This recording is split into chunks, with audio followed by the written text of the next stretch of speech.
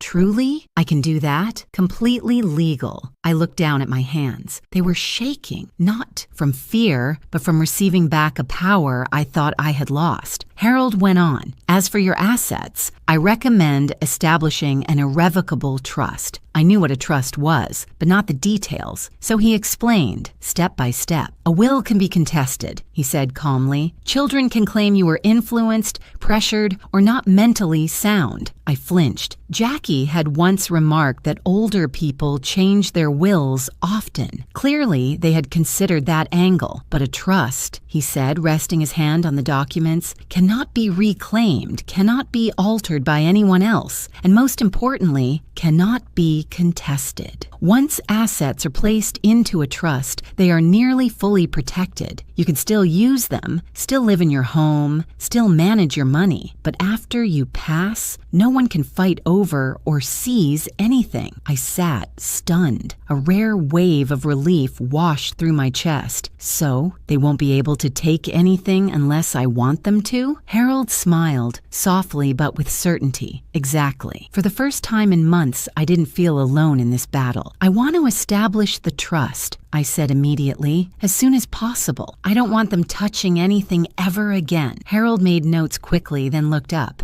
"But you must understand, this will make them furious." I met his eyes, calm, steady, unshaken. "They stopped being family," I said, my voice firm enough to surprise even me, "when they started treating me like a wallet." The air in the conference room went still. Harold nodded, not politely, but in acknowledgement of a strength he recognized. "Then let's begin," he said. I signed the legal agreement. The sound of the pen sliding across paper felt like a blade cutting through the invisible rope that had bound me for years. Clean, final, freeing. When I stepped outside the office, the sun was still harsh, but it no longer blinded me. The hot wind blew against my face, but I felt lighter, as if I had just walked out of a dark room where I had been trapped for far too long. Standing beside my car, watching the glass buildings reflect the blinding sky, I thought, Eleanor Whitford has entered a new chapter. I am no longer the woman tossed around by circumstances. From today forward, I hold the wheel. Then I opened my car door, started the engine, and felt certainty settle into my bones. My counterattack, the counterattack of a mother long underestimated, had officially begun. I returned home late in the afternoon, carrying 2 thick yellow envelopes Harold had prepared. He emphasized that these were the first step in the legal process, and that how I handed them over mattered less than my resolve, my refusal to yield to tears or rage from people who had thrived on my vulnerability. I sat in my car for a long moment, my hand on the steering wheel, staring at the familiar house that suddenly felt foreign, as if it had witnessed far more than I was ready to accept. It had once held laughter, warm dinners, family photos tacked to the walls. Now it felt like a silent battlefield. I inhaled deeply, stepped out of the car, and walked up the stone path to the porch. The envelopes in my hand felt heavy as rocks, but also like shields protecting the rest of my life. Inside, as expected, Brandon was sprawled across the sofa, feet on the table as if it belonged to him. The TV blared a football game and a sweating beer can sat beside him. Lily lounged on the staircase, scrolling her phone, looking far too comfortable for someone living off another person for 4 years. I stood before them, didn't speak at first, and placed the 2 envelopes on the glass table. The soft slap they made was sharp as a blade. Brandon raised a brow, rude as ever. "What's this?" "Eviction notices," I said, my voice calm, so calm it startled even me. "You 2 have 30 days to leave my house." In that instant, the room froze. Brandon shot up from the sofa, face flushing red, veins rising in his neck. "Are you senile, old woman? This is Lily's family home. We've lived here 4 years. You can't just throw us out like dogs." Every word he spat hit the air, but none of it touched me. I'd heard worse. I'd endured more than enough disrespect to become immune. Lily burst into tears instantly, her sobs flowing with the precision of a rehearsed act. "Mom, how could you do this to me? You know I'm struggling. You know I'm just trying to get back on my feet after the divorce. Mom, you're so cruel." I looked at my daughter, the same one who had feverishly clung to me at 7 years old, the same girl with wide, innocent eyes who used to curl against me when the world felt unfair. Now she cried for money, not love. "Lily," I said slowly, "I heard everything last night. I know what you and Jackie are planning. I know you see me as a wallet. So you don't get to say I've betrayed anyone." Lily froze mid-sob, as if slapped. Brandon shot her a sharp look. Then, reflexively, Lily grabbed her phone and dialed. Jackie, listen. Mom's kicking us out. Something's wrong with her. She gave us these papers. It's like she wants us homeless." I stood with my arms crossed, hearing every word Jackie spoke on speaker. On the other end, Jackie's voice came through, angry but not surprised. "What? I'll be there. Don't say anything else. Let me and Daniel handle it." I pressed my lips together. Handle it. As if I were a malfunctioning appliance, not their mother. Brandon turned toward me, voice raised in threat. "You can't do this. We have rights. I swear. We'll sue. You'll regret this for the rest of your life." I didn't react. Didn't argue, didn't shed a tear. I simply repeated the line I had practiced ever since I left Harold's office. "You 2 have 30 days, no more." The room vibrated with their outrage. Lily sobbed harder. Brandon kicked the table leg, knocking over a vase, water spilling onto the rug. I turned away and walked back to my workspace, locking the door, just as Harold advised. I heard Lily's sniffles, Brandon's curses, their frantic whispering. None of it hurt anymore. It only confirmed my decision was right. I opened my notebook and documented each behavior, each word, each reaction. Every detail mattered if they tried anything. My hand trembled slightly as I wrote, but not from fear, from the realization that I had stepped into a new version of myself, a woman who protected herself, a woman who no longer mistook silence for kindness, a woman who had endured enough to learn that gentleness is not weakness. When I finished the page, I looked up at the glass panel in my workspace. My reflection stared back, older,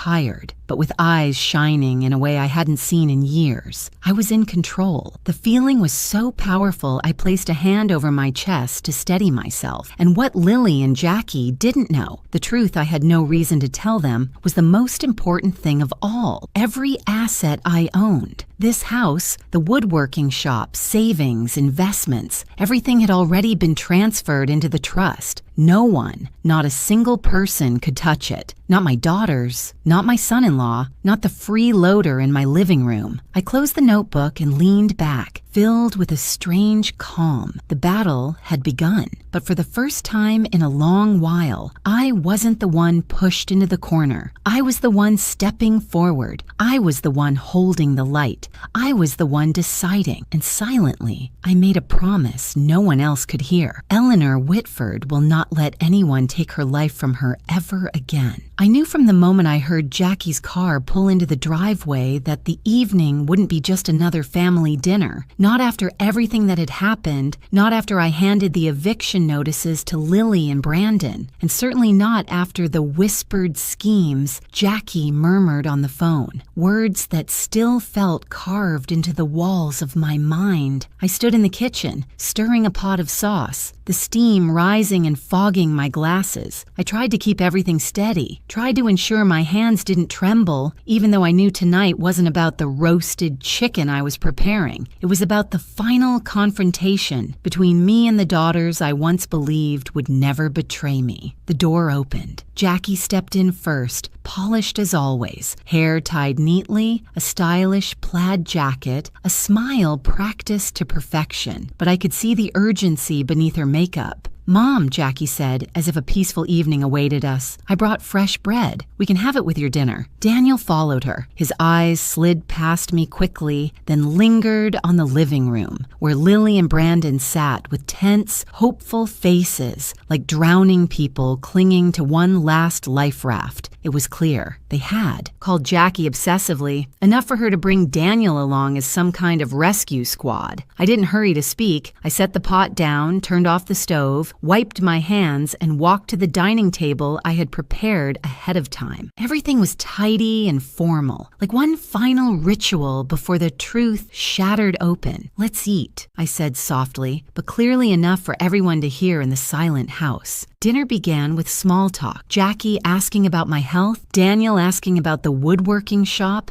Lily pretending to choke up every time I looked her way. But only a few minutes later, their real purpose began to show. "Mom," Jackie said, setting her glass down, looking at me with an expression carefully crafted to appear thoughtful, "I think it's time you considered selling the house. You're living alone in a place this big. It's not suitable anymore." Daniel nodded as if he were some expert on my life. "Besides," he added, "if you sell now, you'll get a great price. You could move into a more comfortable apartment. We'll help you choose." The words came out like a caring suggestion, but they were sharp as a blade. I stayed silent, watching them. I didn't nod or shake my head. I just looked. That silence made both Jackie and Daniel waver slightly, and they kept pushing. "And if you sell," Jackie continued, her voice smooth as if she'd rehearsed it all afternoon, "you could help us with the down payment on a new house so our family can stay close." I almost laughed. Before I could respond, Daniel leaned toward me, adding smoothly, "Either way, later on all your assets will go to the kids anyway. Why hold on to so much and stress yourself out?" Stress myself out? What did he just say? I heard Lily softly murmur agreement, and Brandon smirked like this was all obvious. And then all the hurt, the collapse, the months of quiet suffering aligned into one straight, steady line running through me. I set my fork down. "All right," I said. "If you all want to talk seriously, then I have something serious to show you." I stood, walked to my office, and returned with the USB Marcy had given me, the one weapon I knew would tear every mask off the faces sitting around my table. I placed the USB in front of Jackie. "Open it." Jackie looked at me, confused. Then she plugged it into her laptop and opened the photo folder. The room died instantly. The first picture, Daniel holding the red-haired woman, their lips almost touching, his hand behind her neck. The second, another angle even clearer, undeniable. The third, the woman's hand wearing a wedding ring. Jackie froze. Her face turned to stone, her lips trembling before going rigid. Daniel went pale, blinking rapidly as if the images might disappear if he denied them long enough. Lily covered her mouth. Brandon swore under his breath, unsure whether to look at me or at Daniel. I folded my arms, my voice calm to the point of cruelty. This is what happened 2 hours before the wedding. Full metadata, exact timestamp, GPS coordinates, real people, real events. Jackie inhaled sharply, choking on air. No way. Daniel, I say something. Daniel opened his mouth, then closed it again, his face twisting like someone gripping his throat. I straightened up and looked at each of them. We're not done, I said. Let me read the sentence you two said to each other last night. Lily shot to her feet, shouting, Mom, were you eavesdropping? No, I replied. I heard you. You had the speaker on. And I read, word for word. 2 more months and it's done. Smooth divorce. Wedding gifts split 60-40.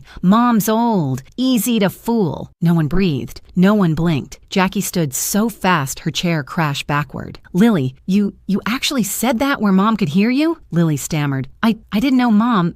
Brandon cursed again, louder this time. I looked at them. 4 people, 4 faces exposing guilt and fear. A family I once thought I had, now reduced to a swamp where each one had tried to drag me under. I placed my hand on the table and said the line I had prepared exactly for this moment. I know you all see me as a wallet, but today I'm informing you of one thing. 4 sets of eyes turned toward me. All of my assets, my house, my money, my shop, have been moved into a trust. And a trust cannot be sued, cannot be touched, cannot be broken. No one moved. I continued. Later on, by law, each of you will receive the minimum share, not 1 cent more. Jackie nearly collapsed back into her chair. Daniel gripped the edge of the table, white as a sheet. Lily began to cry. Brandon muttered curses, but his voice was shaking. I stood up. Dinner is over. I left behind a table full of cold food and 4 people watching their world collapse in an instant, like walls losing their foundation. I walked into the hallway, feeling as though I had stepped out of a room filled with toxic smoke. Behind me, I heard Jackie sobbing, Daniel mumbling something like an apology, Lily crying out in a mix of desperation and rage, but none of it touched me anymore. In that moment, I understood perfectly. My family didn't fall apart tonight. It fell apart long ago. Tonight, they simply saw what was left of it, clear and bare, like the truth I had laid on the table. The days after that fateful dinner, my house felt like a dying animal thrashing in chaos before it finally surrendered. Every wall, every door seemed to witness something I never imagined facing at 68. Psychological games from the very children I spent my life loving. Lily and Brandon behaved like people with nothing left to lose, or who believed that if they pushed hard enough, I would break the way I always had. But they miscalculated. I was no longer the mother who could be manipulated by tears,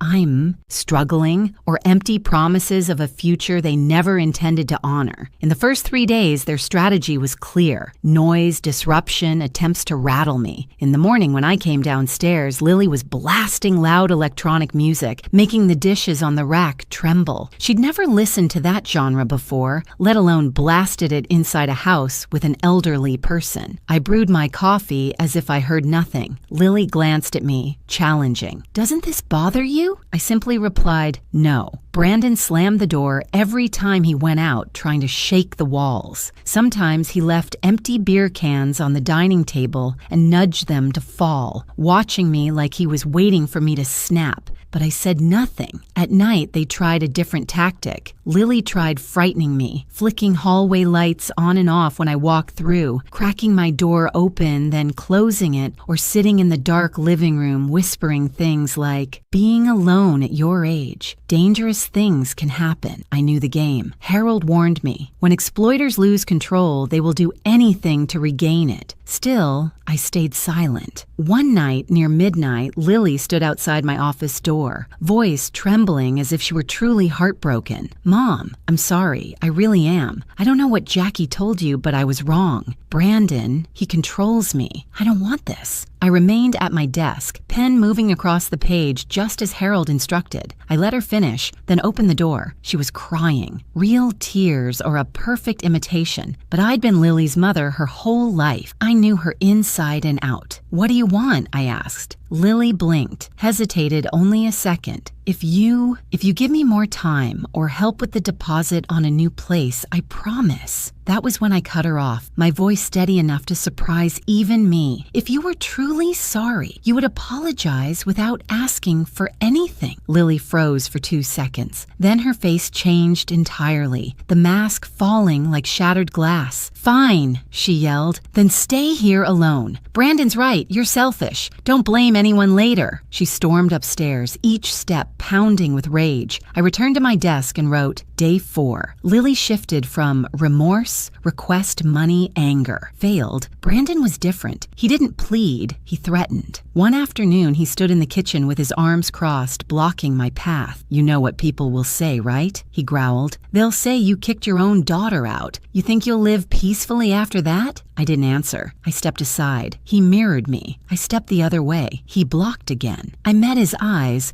my voice firm. Whether I live peacefully or not is none of your concern. He clenched his jaw, but this time he backed away. Every detail I recorded. Harold said it was vital if they tried to flip the story, claim I was unstable or abusive. I never imagined my daughter and the man she dragged into my home would stoop so low, but that was before I learned the truth. The low point of their desperation came when Jackie sent a text first. Mom, I'm bringing someone to help you. You're not well. You need an evaluation. Before I could reply, the doorbell rang. A woman in her 50s stood outside, wearing a psychologist's badge, with Jackie beside her. Her face a mix of concern and superiority, like someone preparing to intervene in another person's life while believing it's for their own good. Hi, Mom, Jackie said gently, as if she hadn't been exposed with infidelity the night before. This is Dr. Monroe. I think you're under a lot of stress and need. I cut her off. No. Dr. Monroe smiled professionally. Mrs. Whitford, we only want to determine whether I did not invite you into my home, I said, staring directly at her. Please leave. Jackie flushed. You're not acting rational. We just want to make sure you're capable. I opened the door wider, my voice icy. If you are not off my porch in 3 seconds, I will call the police and report trespassing. Both women froze. Then Dr. Monroe stepped back. Jackie stiffened, saying nothing. I closed the door, not harshly but decisively. In the silence of the house, I heard Lily whisper from the stairs. What happened? She kicked you out. Jackie hissed back. Fine, let her destroy herself. Just watch. They left, and for the first time in months, hearing my daughter's voice didn't frighten me. It didn't hurt. It just felt empty, followed by a strange, unexpected sense of relief. In the days that followed, things in the house began breaking in suspicious ways. A picture frame fell. A doorknob was twisted out of alignment. A ceramic vase I had bought 20 years ago was smashed. But instead of getting angry, I picked up my phone, photographed each item, and saved everything into the folder labeled Legal Documents Section B. Every time I pressed the shutter, I felt a little stronger because I was no longer fighting with emotion. I was fighting with clarity. On the 10th day of the eviction notice, Lily and Brandon finally began packing boxes. Their arguments echoed through the house. Blame, frustration, fear. Lily cried, then screamed. Brandon cursed and pounded on the walls, the thuds shaking the plaster but never breaking the calm I was building for myself inside my office. I closed the door, sat at my desk, turned on the warm lamp, and opened my notebook. New lines flowed steadily across the page. 10th day. They know I've changed. No more negotiating, no more hesitation, no room left for pity that can be exploited. I set my pen down and leaned back. For the first time in many years, I felt serene. Strangely, that serenity came from the deepest place of pain, yet it was also where strength was born. I had exhausted myself by loving the wrong way. Now I was learning to love love the right person. Myself and my family, the ones who thought I would endure forever, finally understood. Eleanor Whitford would not be silent anymore, and if I ever chose silence again, it would be a weapon, not a weakness. The 30th day arrived as softly as a breath, yet as heavy as a stone on my chest. Not because I was afraid or unsure, but because it was the day I would watch a rotten chapter of my life finally close. I woke at 6 a.m. to the Arizona sunlight slipping through the blinds, painting thin golden stripes across the wooden floor. Today, the house would change. Today, I would change. I made my coffee and set the cup on the table in silence. There were no pounding footsteps on the stairs, no fights erupting in the living room, no beer cans rolling across the floor. It felt like the quiet before a storm, except I no longer feared storms. At exactly 8 a.m., the doorbell rang. I opened it to find Harold standing there, immaculate as always, holding a stack of documents. Beside him were two Scottsdale police officers, a man around 40 and a woman whose stern eyes softened when she met mine. "Mrs. Whitford," Harold said, "I'll be with you through the entire process. Everything is within the law. No one will give you trouble again." I nodded. In that moment, I felt like two solid walls had risen behind me. We stepped inside. Lily and Brandon had no idea the police were coming. Lily was sprawled on the sofa, hair messy, phone in hand. Brandon was still asleep, crumpled in a blanket like a lazy child. When they saw the officers, Lily shot upright as if doused with cold water. "What is this?" she screamed. Brandon jerked awake, eyes wide, panic flashing into anger in a heartbeat. "What the hell is going on?" The lead officer spoke in a firm but professional tone. "Today is day 30 since the eviction notice was delivered. You both have 2 hours to pack your belongings and leave this property." The room exploded instantly. Lily shrieked, "No, no, no! Mom, you can't do this to me. This is my home. I've lived here for 4 years. The officer repeated calmly, "There is no rental agreement. This is the homeowner's legal right," and Mrs. Whitford followed every required step. Brandon lunged toward me, pointing a finger in my face. "You're insane. You'll regret this. You think this is right?" Harold stepped forward like a quiet shield. "If you continue threatening her, we are authorized to restrain you." Brandon backed up, still cursing, kicking the wall hard enough to knock plaster loose. Lily collapsed on the couch, sobbing, "Mom, please, I'm not ready. I have nowhere to go." I stood there looking at my daughter, the same child who once held my hand when she feared the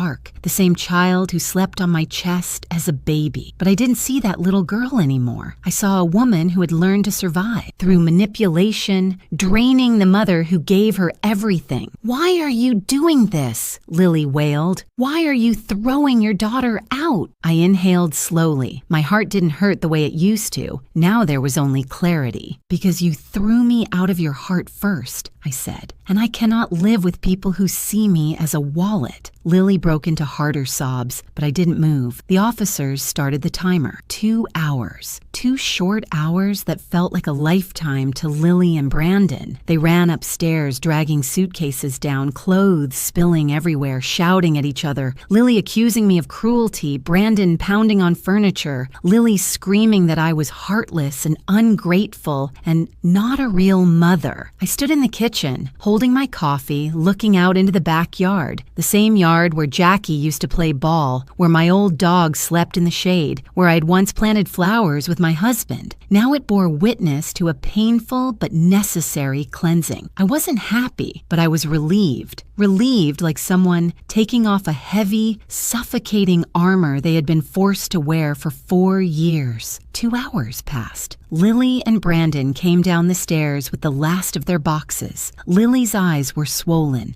Mascara streaked across her cheeks. Brandon was trembling with anger. They walked out to the porch and loaded their belongings into Brandon's old brown car. He slammed the trunk hard enough to shake the frame. Lily turned back, hatred and hurt mixing in her eyes. "You're going to live alone for the rest of your life," she said, her voice cracked and venomous. I stood tall, no tears, no trembling. "Better alone," I replied. Then, surrounded by people who only use me, Lily yanked the car door open. Brandon started the engine. The old vehicle rumbled out of the driveway and disappeared behind the trees. The officers thanked me and left. Harold shook my hand, firm, steady. "You did the right thing, Eleanor. I'm proud of you." When the door closed, a silence unlike anything I'd heard in years washed over the house. A silence so deep I could hear my own breath. A silence so complete the ticking clock sounded alive. A silence that finally let me realize this was the first time in 4 years I had the right to peace. I walked to the living room chair, the one I never dared sit in because Brandon claimed it as his spot, and sat down. My face felt cold. My back ached. Then the tears came. Not because I had lost my children, not because I was hurt, not because I was lonely, but because after 4 years, after dozens of sleepless nights, after having my heart squeezed by betrayal over and over, I finally felt myself return. I had found my way back to who I was. I had chosen myself, and it was the best choice I had ever made. One quiet morning, as I was brewing chamomile tea to start my day, the phone rang. Sunlight filtered through the kitchen window, painting soft stripes across the walnut countertop I loved so much. Everything felt peaceful, so when the phone buzzed, I sensed the stillness was about to be disturbed. The caller ID read, Jackie. I stared at it for a long moment before answering. Not out of fear, because I had broken the habit of rushing in to comfort her every time she was upset. I wanted to respond with the calm I had fought so hard to earn. "When will you stop destroying my family?" Jackie said. No greeting, no breath, just an attack as if I were the cause of every misery in her life. I sat down, hands wrapped around the warm cup. My voice was soft, steady. "Jackie, I'm not destroying your family. I'm simply refusing to let it destroy me." Silence, a few seconds long. I could practically hear Jackie's angry breathing, as if my words wounded her more than anything else could. Then her voice cracked, furious, desperate. "If you hadn't interfered, if you hadn't blown up everything with Daniel, none of this would have happened." I closed my eyes, recalling the photos Marcy had given me, the messages Lily overheard, the months of Jackie letting me pay for everything, every bill, every debt, every mistake. "No, Jackie," I said. "Your marriage fell apart because you and Daniel were using each other for money, not because of me. I wasn't the one cheating 2 hours before the wedding, and I wasn't the one calling me own mother easy to fool." She fell silent again, so long I thought she might have hung up. Then her voice returned, brittle as dry leaves. "You'll regret this, I swear." I simply answered, "I've regretted enough for the past 30 years, Jackie. Now it's time I choose for myself." I was the one who hung up, something I had never done before. A few days later, I was watering the lavender along the back porch when my phone pinged with a message. I wiped my hands and checked it. "Daniel Foster, if you stay quiet about the photos, I'll send you $10,000. I want this resolved fast." I stared at the text, not angry, not shocked, just amused. He thought my dignity, my self-respect, the betrayal of my daughter, his brazen infidelity right before the ceremony were worth $10,000? I pressed block without replying a single word. The phone went still again, as if it too felt relieved to cut off something toxic. Word about the divorce spread faster than I expected. Not because I talked. I hadn't said a single thing to anyone, but people who live by deceit rarely keep secrets well, especially when their lives start breaking apart piece by piece. According to what Harold heard from a colleague who handled divorce cases, Jackie and Daniel's battle resembled a wildfire, furious, chaotic, consuming everything they had tried to build on lies. Jackie accused Daniel of infidelity. Daniel accused Jackie of hiding wedding money. They dragged each other between court and lawyers' offices like two drunk strangers fighting in the street. The wedding gifts, $47,000 from people who trusted them, evaporated escalated like steam. It all turned into legal fees, court costs, investigative expenses, and other pointless attempts to prove the other one was worse. In the end, they were left with nothing but resentment and two empty skies. And I watched from afar, not bitter, not pleased, simply detached, as though I were watching a play that once threatened to drown me, but now I had stepped off the stage entirely. One evening, I sat on the porch with a light shawl over my shoulders, watching the sunset burn the sky orange. I turned on the warm lights along the stone path, lavender scent drifting in the breeze. For the first time in ages, I truly felt alive, not surviving, but living. I placed my hand over my chest, where my heart still beat steadily, strongly. I no longer felt heavy when thinking of Jackie. I no longer hurt when thinking of Lily. I no longer blamed myself for giving too much. I felt only one simple truth. Freedom is worth more than anything, more than expectations, more than the weight of motherhood, more than the fear of loneliness they used to control me. Freedom is knowing I don't owe my life to anyone. Freedom is standing up and walking out of the dark without waiting for someone to pull me. Freedom is choosing peace, choosing myself, choosing a path free of those who see me as property. And as the sky turned purple, I smiled, a real smile, one that made my eyes sting just a little. I had lost much, but I had found the most precious thing again, myself. Eleanor Whitford, a woman who finally understood that sacrifice is not destiny. It is a choice. And starting today, I choose freedom. 3 weeks passed after Lily and Brandon left the house, and what surprised me most wasn't their absence, but the absence of the noise they carried with them. The house was so spacious I could hear the wind slipping through the door frame, the wood expanding and contracting with the change in temperature, and even the echo of my own footsteps across the clean wooden floor. For 4 years, I hadn't realized how beautiful those sounds were, gentle, honest, and untouched by resentment, demands, or disrespect. I lived alone, and for the first time in my life, alone didn't mean lonely. The first morning after they left, I woke at 7 a.m., went down to the kitchen, and stood there for quite a while. The coffee machine Brandon had dropped countless times stood intact on the counter, gleaming under the sunlight. I placed a coffee pot in, pressed the button, and listened to the steady hum of the machine, without fearing someone would yank the plug, or shout about needing the stove, or complain about anything except maybe that the coffee would brew, a little stronger than I liked. That small piece made me laugh, a real laugh, soft as smoke, one that felt like it had been asleep inside me for years. On the third day, I took out the paintbrush set my husband had given me in 1985, a gift I had never truly used. Back then, life was too busy. Then came the children, then the store, then his illness, and I pushed my own interests aside as if they were luxuries I didn't deserve. I sat at the dining table, spread out the paper, set the palette. Sunlight passed through the window and shimmered across the watercolors like pieces of glass. For the first time in 4 decades, I dipped a brush into blue and touched it to paper. The first stroke trembled, the second steadied, the third, my mind finally let go. I painted the backyard, the lemon tree my husband planted when Jackie was born, the wooden chair where I used to read to Lily. Everything appeared imperfect, proportionally wrong, yet painfully true. When I finished, I didn't cry. I simply placed my hand over my heart and felt a gentle easing ripple outward like circles on water. I had returned to myself, the woman I was before I drowned under duty and endless sacrifice. A week later, I joined a woodworking repair class for older adults at the community center. I had always thought I only knew how to run a store, that working with tools was men's work. But standing before a piece of wood, holding a chisel, hearing fibers split under my hands, it made me feel stronger than I ever had. In the class was Margaret, 82, a cheerful widow who loved telling stories about her late husband. Philip, a veteran with slightly trembling hands but unwavering patience. And Laura, 50, newly divorced and learning how to begin again. I sat among them holding a light mallet and realized I wasn't lost. lost. I wasn't left behind. I belonged here. None of them knew my story, and I didn't need to tell it. We shared through laughter, through borrowing sandpaper, through lifting each other up when a piece of wood broke the wrong way. That evening, I returned home with the scent of fresh lumber on my hands and a heart full of energy. In the second week, I decided to renovate the kitchen, a task I should have done long ago but kept postponing out of fear of inconveniencing the freeloaders living under my roof. I bought new wall cabinets, a power screwdriver, a measuring tape,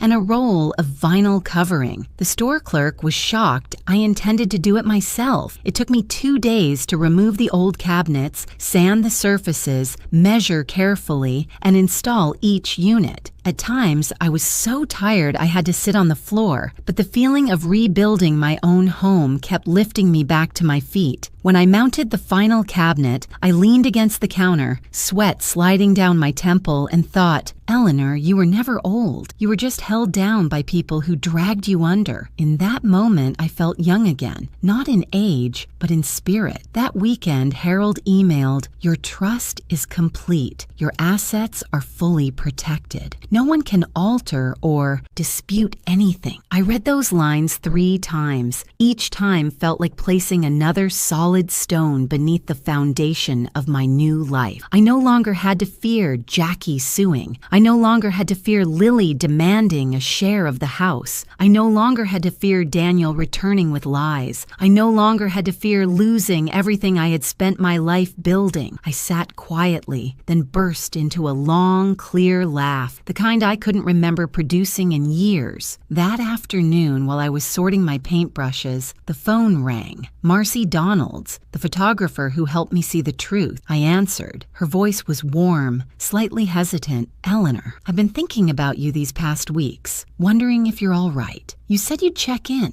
I just wanted to make sure you're okay." I looked at the half-finished painting on my table, blue sky strokes and soft lavender. I smiled. "I'm all right, Marcy. Actually, I'm better than ever." She exhaled in relief. "I'm so glad to hear that." I picked up my car keys. "Marcy," I said, my voice carrying a sincerity even I could recognize as new. "I owe you a thank you. You helped me escape a life that was going in the wrong direction. Are you free for coffee? My treat." On the other end, she laughed, simple and warm as late afternoon sunlight. "I'd love that." I hung up. I looked around my house, for the first time completely mine. I looked at my life, for the first time completely my own. I grabbed my purse, stepped outside, and took a deep, full breath. Freedom isn't just the absence of chains. Freedom is when your heart feels light enough to lift. And I, Eleanor Whitford, was beginning to lift. I stood before the mirror in my bedroom, adjusting the thin scarf around my shoulders, and for the first time in years, I saw no fear or exhaustion in my eyes. Instead, I saw clarity, ease, and something I thought I had lost: respect for myself. 3 months earlier, I had been a mother used, cornered, treated like a walking wallet. I endured, bent myself in half, convinced that was what a mother must do, that love meant unconditional sacrifice. But betrayal and cruelty from the very people I raised taught me a lesson I should have learned long ago. Love does not include allowing others to destroy you. Sacrifice is not a mother's destiny. Boundaries are part of love, not the opposite of it. When I drew my first boundary, I thought I would collapse. Instead, it held me up. I went from a woman trembling when her daughter mocked her, old and easy to fool, to the woman who stood tall at her doorway and said clearly, "You have 30 days to leave." I went from someone heartbroken by her son-in-law cheating on the wedding day to someone who placed a USB on the table and revealed the truth without a hint of hesitation. I went from someone who believed life after 60 was nothing but waiting to someone rewriting her life at 68 with new colors, new joy, and new self-respect. Looking back, I realized something important. I was never alone. There was Marcy, the woman who stayed up late to send me the photos that changed my life. There was Harold, the calm, persistent attorney who handed me the legal shield that protected my future. There were neighbors who left bread on my porch or asked if I needed help fixing a faucet. There were strangers who smiled when they saw me carrying a basket of flowers, as if they sensed the lighter steps beneath my feet. feet. I once thought I was left with an empty house, but really, I had a small world full of quiet kindness, one I had been too drained to notice before. I slipped my purse over my shoulder. Inside were only my wallet, my phone, and the small notebook where I recorded my healing. I locked the door, stepped onto the porch, and when I opened the garage, the Scottsdale sunlight poured in, bright and pure. After many years, I was about to walk into my first coffee outing. Not a tense family meeting, not a stressful appointment with a lawyer, but a simple, sincere invitation. A meeting to say thank you.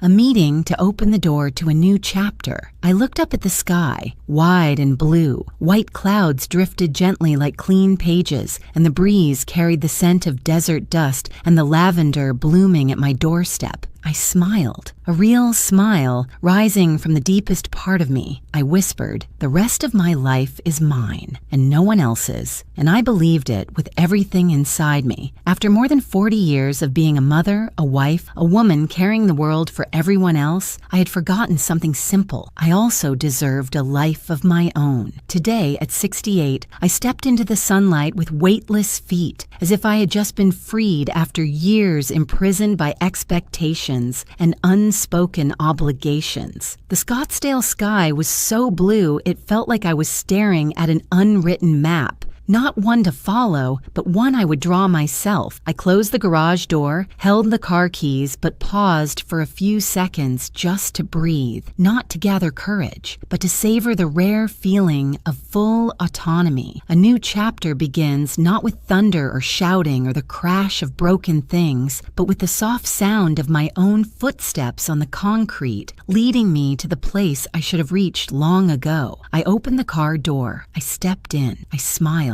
A new life, unburdened, unblamed, free from the shadows of exploitation, was unfolding right before me, and I knew I was ready. Thank you for staying with me all the way to these final lines of my journey. If you're listening to my story, perhaps somewhere in your own life you've had a crossroads too, a moment when you had to stand up and protect yourself even while your heart was still bleeding. At any age, we all deserve peace, respect, and a life that belongs to us. I would love to know, where are you watching this from? Did any part of my journey remind you of your own or make you reflect on something in your past? Feel free to share in the comments. Your story might become the strength someone else needs to rise again. And if you enjoy stories about resilience, awakening boundaries, and rediscovering yourself after years of sacrifice, please like, subscribe, and stay tuned for the next stories. I'm truly grateful to have you here, because sometimes just one more person listening can make someone's whole world feel warmer.